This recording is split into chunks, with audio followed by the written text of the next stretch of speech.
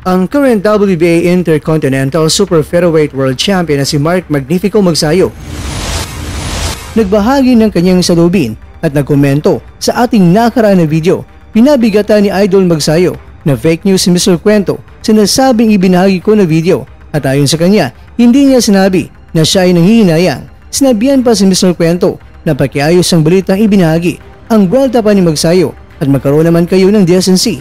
Kaya dahil dito, marami ang mga minamahal natin mga bashers at ito ang kanilang mga banat at request na sasagutin ko si Idol. Kaya naman, pagbibigyan ni Mr. Kwento ang kanilang mga kahilingan at sagutin natin ang naging komento sa isa sa tagapagwagayway ng ating bandila sa larangan ng boxing na si Idol Magsayo.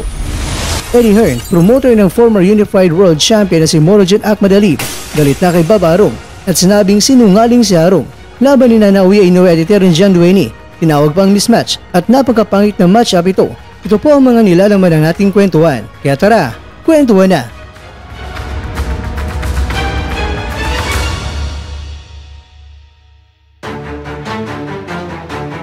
Dahil sa request ng ilan na sasagutin ko si Idol Magsayo, kaya naman napilitan si Mr. Kwento na gawin ko ang video ito.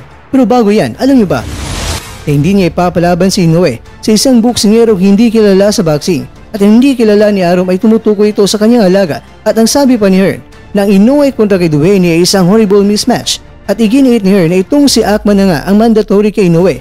Kaya dapat si Akma ang palagan ni Inoue at hindi itong si Dueney. Noong June 14 kasi ayon sa Yahoo News Japan, ang World Boxing Association ay nagbigay ito ng mandato na may kasa ang laban nila ni Inoue at ni Akma at bibigyan ng isang buwan ang dalawang kampo para magkasundo kung kailan ang kanilang laban at dapat ang laban ay may kasana hindi lalagpas sa September 25 sa taong kasalukuyan. Ang kampo kasi ni Inoue ay hindi kumagat at sinunod ang mandato ng WBA at hindi man lang talaga nagbigay ng isang balidong dahilan kung bakit itong si Akma ay hindi lalabanan ni Inoue at mas pinili pa itong si Dueney. Kaya naman, nagbigay si Hearn ng kanyang reaksyon sa ipinahayag ni Arum na nagsasabing si Akhmadalib sino yan? Walang sinumang nakakarinig patungkol sa kanya. Kaya dito na sinabi ni Hearn na ang hindi niya gusto kay Arum ay ang pagiging sinungaling nito na hindi niya kilala itong si Akma. Iginiit ni Hearn na ang tanging karapat-dapat na makalaban ni Inoue sa ngayon ay itong si Akma. Kaya si Akma lang ang may taglay ng kakayahan na may kipagsabayan o makapagbigay ng isang magandang laban kay Inoue. Samantala, habang nag-scroll sa FB at nanood ng mga post sa kapwa boxing content creators sa boxing community ng Pinas, may dalawa nating minamahal na mga boxing fanatics na nag-post ng ganito. At hindi lang yan, may nag-post pa ng ganito. Walang problema si Mr. Kwento sa mga pinagsasabi ng mga bashers. Kahit anong mga banat pa yan, kahit na personal at patungkol sa aking mga vlogs, ay walang problema sa akin yan dahil may karapatan po silang ibahagi ang opinion nila. At syempre, paninindigan ang role nila bilang membro ng mga kabisanan ng mga bashers ng Pilipinas at sa dami account sa Facebook nag-aangas. Pero kapag ang mga kilala na sa personalidad sa boxing ang magbibigay ng komento at lalong-lalo na sa ating minamahal na mga mandirigmang mga Pinoy, mas maganda rin siguro na ipapaliwanag ni Mr. Kwento kung totoo nga bang fake news ang nilalaman ng video ito. Ito ang komento ni Idol at ito naman ang thumbnail ng aking nakaraan na video. Ating makikita dito ng video ito ay binubuo ng tatlong mga balita. Kay Magsayo, kay John Real Casimero at minsay ni Tomoki Kameda patungkol yan kay Naoya Inoue. Ang patungkol kay Magsayo, sinabi ko dito na pati si Magsayo nanghihinayang at may salita dito na sayang. Pagkatapos ay kay Casimero na nagsabing si Casimero ay hindi panda kay Inoue. Kaya naman, kung ating babalikan ang comment ni Idol, sinabi niya na hindi niya sinabing nanghihinayang siya. Pero ang tanong, ano nga ba ang punto ni Idol na hindi siya nanghihinayang? At ano rin ang punto ni Mr. Kwento? Bakit sinabi ko na nanghinayang sa Idol batay sa thumbnail na ito? Kaya mahalaga po na may time po ang bawat isa na panoorin ang nilalaman ng video para mabigyan po yan ng kasagutan kung ano nga ba ang nasa thumbnail para doon na malaman natin ang buong mga detalye at may pinagbabatayan ba sa balitang ibinabahagi o di kaya peke o gawa-gawa lamang ito. Halimbawa na lang nito, ito ay isa sa mga sikat na boxing content creator sa Pilipinas. Nakasa dito na Inoue versus Nakatani. Ayos, kung dito ka lang nakabase at sasabihin mo kagad na nako, fake news yan. Paano naging Inoue kontra Nakatani is ang sunod na makakalaban ni Inoue ay itong si Dueney. Ganyan din po ba kagad ang nasa isipan natin? At yan din ba talaga ang ibig sabihin ng content creator? Kaya nga mas maganda na panoorin muna ang video kung ano ang punto ng content creator kaysa mas ipapairal natin ang sarili nating opinyon. At baka nga, hindi pa nga napanood ang nasabing video pero kaagad na nagbigay ng komento tapos sasabihin pa kagad na fake news. Ano nga ba ang fake news? Simple lang, peke o gawa-gawang balita. Kaya naman, ang tanong, paano naging peke o gawa-gawa ang balita ng hinayang si Magsayo kung may legit na pinagmulan at quoted pa mismo ang sinabi ni Magsayo? Pero bago tayo magpatuloy ay baka hindi nyo pa nagawa ito. Baka naman.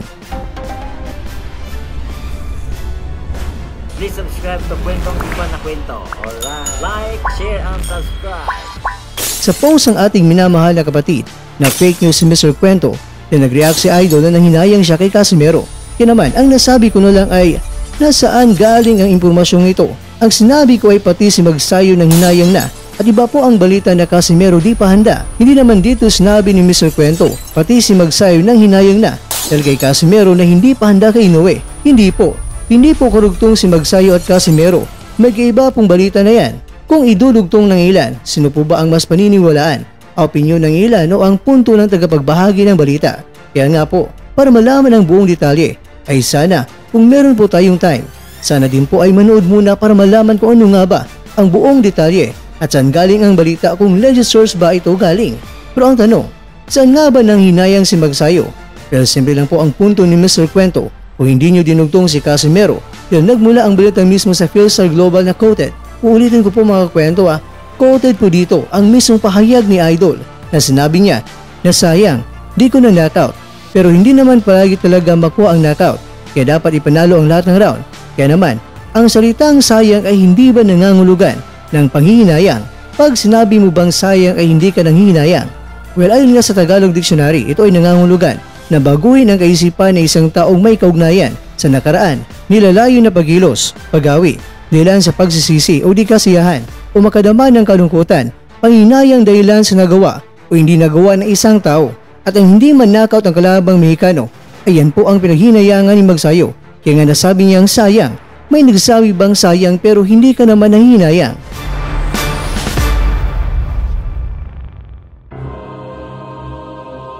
Nga kwento, hindi po sinabi ni Mr. Kwento na hinayang si Magsayo kay Casimero.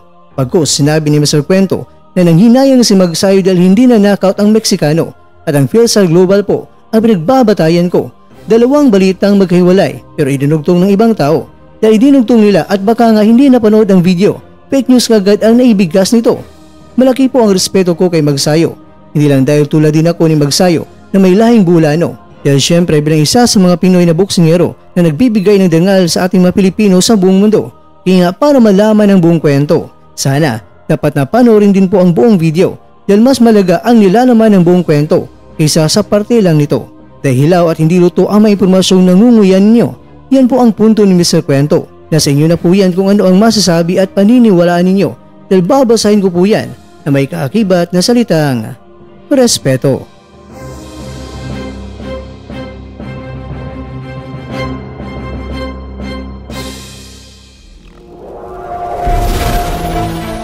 At dyan, nagtatapos ang ating kwento.